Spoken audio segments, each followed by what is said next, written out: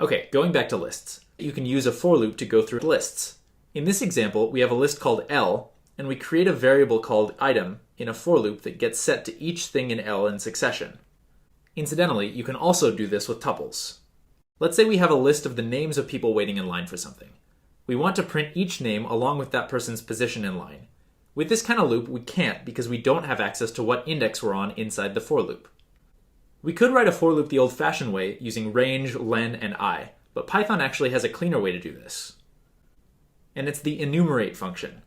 Take a look at the for loop in the upper right and notice a couple things. First, the list names is now put in a call to this new function called enumerate. Second, there are now two variables, I and name, separated by a comma after the word for.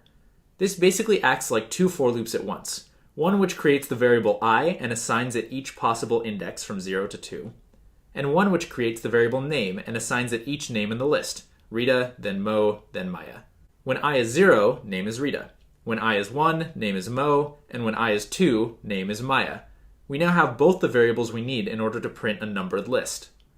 And if we want our numbered list to start at 1 instead of 0, we can just add 1 to I before giving it to the stir function. The last thing I want to talk about is what you can and can't do when you have a list that contains a tuple and when you have a tuple that contains a list.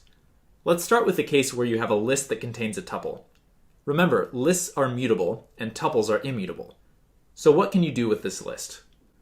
Changing the element at index 0 in my list shouldn't be a problem. Lists are mutable, and this doesn't interfere with the immutability of the tuple in the list. Turns out this is fine too. Assigning to index 2 of my list swaps out the tuple, 3, 4, for the tuple 4, 5. Remember that immutable things cannot be changed, but they can be replaced. Here's where we get into trouble. We access the thing at index 2 in my list, which is now the tuple 4, 5. We then try to set the thing at index 0 in that tuple to 40. This is not allowed because this constitutes changing a tuple, which is against the rules. Okay, now let's do a switcheroo and make this program have a tuple that contains a list. This case is a little trickier to understand. Obviously, this gets us in trouble. We can't change the thing at index 0 in my tuple.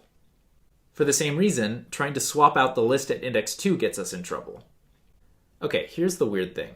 If we change something in the list at index 2, that's perfectly fine. You can think of this as an operation that just isn't within the jurisdiction of the tuple. The tuple is strict about not allowing its elements to be changed to other elements. But if something happens within one of its elements, like the list at index 2 in this example, the tuple doesn't notice.